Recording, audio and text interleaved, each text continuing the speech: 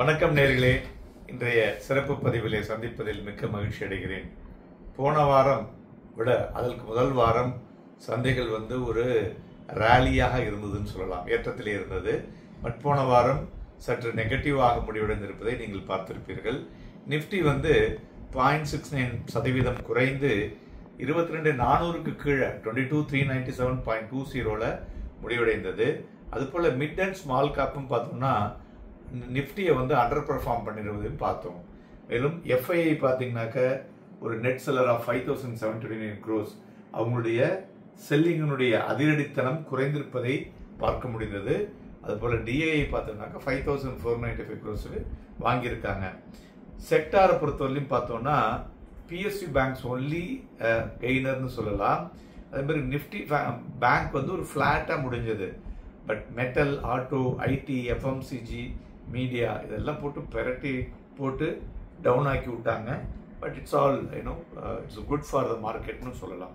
அதேமாரி stock of the week அப்படின்னு எடுத்தோம்னா KIMS, Aavas finance, then Tata communications இந்த மூணும் பெஸ்ட் பர்ஃபார்மர்.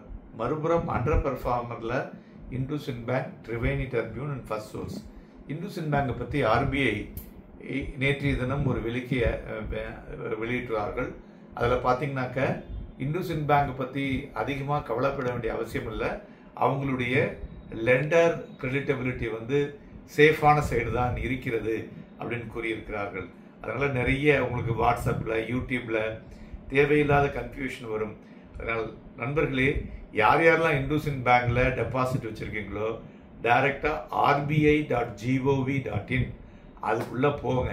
அதில் போனீங்கன்னா அவங்களுடைய நிறைய நோட்டிஃபிகேஷன்ஸ் வரும். அதில் இண்டஸ்இண்ட் பேங்கை போய் பாருங்கள். அவங்களுடைய நோட்டிஃபிகேஷன்ஸ் அதுதான் ஆத்தென்டிசிட்டி, அவங்க தான் வெரிஃபை பண்ணுறாங்க. ஏன்னா அவங்களால ஒண்டி தான் அந்த பேங்கினுடைய உள்நோக்கங்களை எல்லாம் பார்க்க முடியும். ஸோ அதனால் அதை எடுத்துங்க. தென் டொமஸ்டிக் இன்ஸ்டிடியூஷன் ஒரு ஸ்ட்ராங்காக சப்போர்ட் பண்ணாங்க போன வாரம். எஃப்ஐ என்ன பண்ணாங்க, லேசாக விற்றுருக்காங்க. ஸோ அதனால் இட்ஸ் அ குட் சைன் அப்படின்னு சொல்லலாம். எல்லோருக்கும் இப்போ வரும் வாரம் எப்படி இருக்கும், என்னமா இருக்கும் அப்படிங்கிறது நிறைய கவலையாக இருக்கிறது. கவலையை விடுங்க. மார்க்கெட் ஒரு க்ளோஸாக ஒர்க்கிங் ஆன் யூஎஸ்னுடைய Fed rate decision and commentary on next weeks, அதில் என்னெல்லாம் சொல்ல போகிறாங்க அப்படின்னு சொல்லிட்டு, அதோட பேங்க் ஆஃப் இங்கிலாண்டும் ரேட் டெசிஷனை அனௌன்ஸ் பண்ண போகிறாங்க. இது ரெண்டும் key important event to the மார்க்கெட்னு சொல்லலாம். அதேமாதிரி யூஎஸ் இன்ஃப்ளேஷன் பார்த்தோம்னா 4 மாதத்தினுடைய லோவை தொட்டு இருக்கிறது. அதனால் அட்டென்ஷன் பார்த்தீங்கன்னாக்க யூஎஸ் பிரசிடென்டினுடைய எனி ஃபர்தர் டேரிஃப் த்ரெட்டை வச்சு தான் அந்த ரேட் கட் அங்கே இருக்கும் அப்படிங்கிற மாதிரி சில நம்பத்தகுந்த வட்டாரங்கள்லேருந்து வரக்கூடிய தகவல்கள் சொல்கிறது என்று சொல்லலாம்.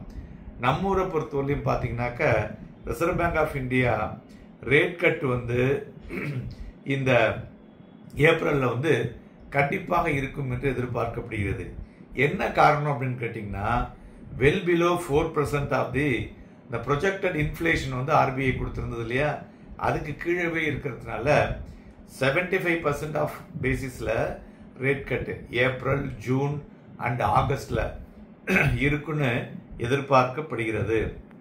அதனால் டொமஸ்டிக் மார்க்கெட்லாம் பார்த்தீங்கன்னாக்க மறுபுறம் ஒரு அட்ராக்டிவ் வேல்யூவேஷனில் இருக்கிறதுனால ஒரு மோர் அப்ரோச்சபிளாக மார்க்கெட்டில் இன்ஸ்டிடியூஷன்ஸ் வாங்கக்கூடிய வாய்ப்புகள் அதிகம் இருக்கும்.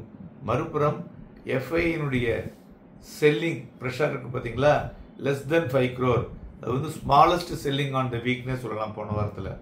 ஸோ அதனால் இதை தவிர பாசிட்டிவ் அவுட்லுக் ஆன் செக்டர் பார்த்தோம்னாக்க பிஎஸ்யூஸில் நிறைய கவர்மெண்ட்டினுடைய involvement with lot of new ப்ராஜெக்ட்ஸுக்கு ஃபண்ட் பண்ணுறதுனால அதில் மொமெண்டம் இருக்கும். அதேமாரி பவர் செக்டார் போன வாரமே உங்களுக்கு சொன்னேன், வெயிலுடைய ஆதிக்கம் அதிகமாகும் பொழுது பவர் உபயோகங்கள் அதிகமாக இருக்கக்கூடும்.